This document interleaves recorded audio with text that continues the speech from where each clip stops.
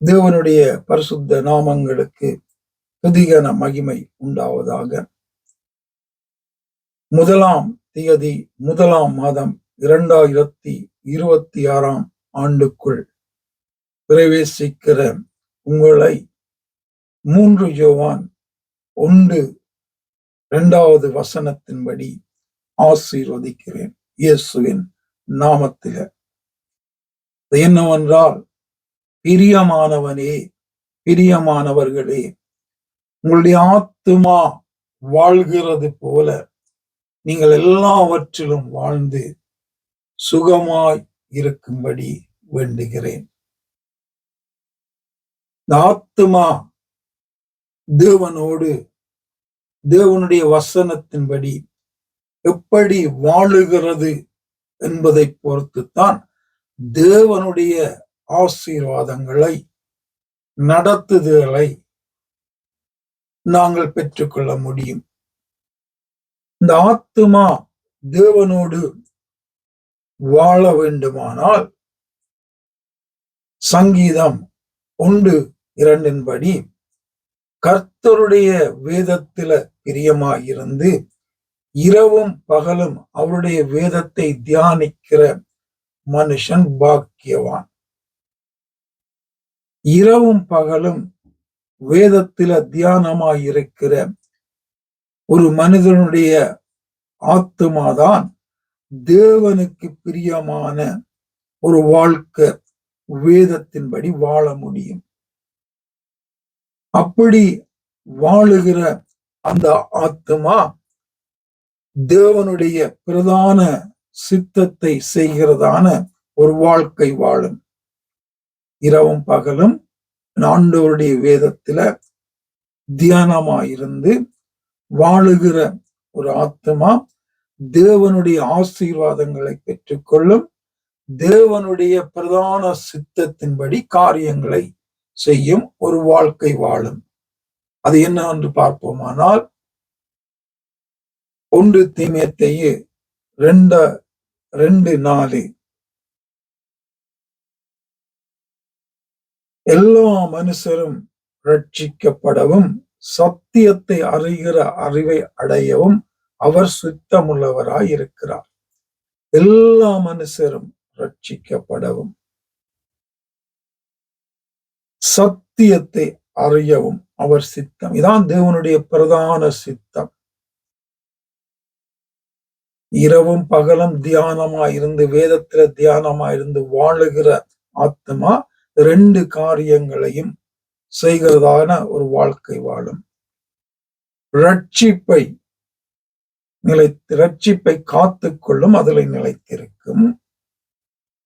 அது மட்டுமல்ல, சத்தியத்தை அறியும்,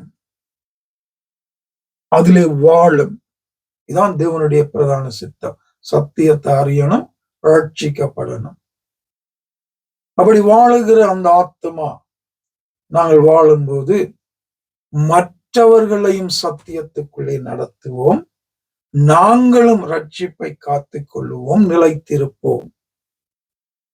இப்படி நிலைத்திருக்கும் போதுதான் அங்கே ஆண்டவர் சொல்லுகிறபடி நாங்கள் வாழ்ந்து நித்தியத்துக்குள்ளே நாங்கள் பிரவேசிக்க முடியும். அது என்னவென்றால் 1 தெசலோனிக்கேயர் 5:23 சமாதானத்தின் தேவன் தாமே உங்களை முற்றிலும் பரிசுத்தமாக்குவாராக. உங்கள் ஆவி, ஆத்துமா, சரீரம் முழுவதும் நம்முடைய கர்த்தராகிய இயேசு கிறிஸ்து வரும்போது குற்றமற்றதாயிருக்கும்படி காக்கப்படுவதாக. இப்ப என்ன, ஆண்டவர் வரும்போது அவருடைய வேதத்தில பிரியமாயிருந்து, தியானமாயிருந்து, இரவும் பகலும் அதிலே வாழ்ந்து அவருடைய சித்தமான அந்த ரட்சிப்பை காத்துக்கொண்டு, ரட்சிப்பை அறிவித்து, சத்தியத்துல தினமும் வாழ்ந்து நிலைத்திருக்கும் போது, ஆண்டவராகிய இயேசு வரும்போது எங்களுடைய ஆவி, ஆத்மா, சரீரம் குற்றமற்றதாக காணப்படும்.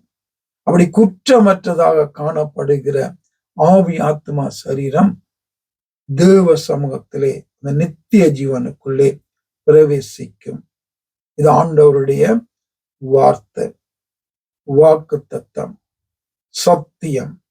ஆகவே 2026ஆம் ஆண்டு முதல் நாளில இருந்து அங்கே யோவான்ல சொன்னது போல, பிரியமானவனே உன் ஆத்துமா வாழுகிறது போல வாழ்ந்து எல்லாவற்றிலும் செழித்திருப்பாய் என்று சொன்னது போல, நாங்களும் இந்த வருடம் வாழ ஆண்டவர் தாமே எங்கள் ஒவ்வொருத்தருக்கும் கிருபை தர வேண்டும். அவருக்கு இந்த கிருபையை பிடித்துக் கொண்டு சத்தியத்துல நிலைத்திருந்து, ரட்சிப்புல நிலைத்திருந்து, இந்த சத்தியத்துல தியானமாயிருந்து, ஆண்டவர் வரும்போது ஆவி ஆத்துமா சரீரம் குற்றமற்றதாக காணப்படுகிற ஒரு வாழ்க்கை வாழ்ந்து கொண்டிருக்க வேண்டும். இந்த வருடம் 25ஆம் ஆண்டு ஆண்டவர் ஜீவனோடு எங்களை காத்து கொண்டாரு, உயிரோடு இருக்க எங்களை கிருபை செய்தாரு, தேவைகளை சந்தித்தாரு, நடத்தினாரு. அடுத்த வருடம் எங்களுக்கு என்ன நடக்கும் என்பது யாருக்கும் தெரியாது, தெய்வத்தை தவிர. ஆகவே என்ன நடந்தாலும் ஒருவேளை ஆண்டவர் வருவாராய் இருந்தால் அவரோடு கூட எடுத்துக்கொள்ளப்படத்தக்கதான ஒரு வாழ்க்கை நாங்க வாழ்ந்து கொண்டிருக்க வேண்டும். அல்லது தேவன் எங்களை அழைப்பாரானால், எங்களுக்கு மரணம் வருமானால், இந்த மரணத்தின் போது ஆண்டவருக்கு பிரியமான அந்த வாழ்க்கை நாங்கள் வாழ்ந்து கொண்டிருக்க வேண்டும். எது நடந்தாலும் தேவனுக்கு பிரியமாய், தேவன் விரும்புகிறபடி ஆவி ஆத்மா சரீரம் குற்றமற்றதான ஒரு வாழ்க்கை வாழ நாங்கள் பழகி கொள்ள வேண்டும், எங்களை ஒப்பு கொடுக்க வேண்டும்.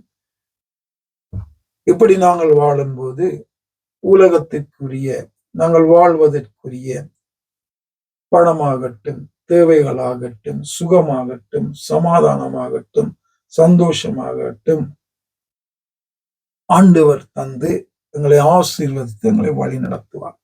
எந்த சந்தேகமும் இல்லை. முதலாவது தேவனுடைய வார்த்தையில பிரியமா இருந்து, இரவும் பகலும் அல்ல தியானமா இருந்து அதை தேடி அதன்படி வாழும்போது ஆண்டவர் மிகுதியான காரியங்களை எல்லாவற்றையும் எங்களுக்கு தருவார் என்பதுல எந்த சந்தேகமும் இல்லை. ஆகவே பிரியமானவர்களே, உங்கள் ஆத்துமா வாழுகிறது போல நீங்கள் எல்லாவற்றிலும் வாழ்ந்து சுகமாயிருக்கும்படி ஆண்டவராகிய இயேசு, வார்த்தையாகிய இயேசு, பிதாவாகிய தெய்வம், ஆவியானவர் உங்களுக்கு உதவி செய்து உங்களை வழி நடத்துவாராக. ஆமென்.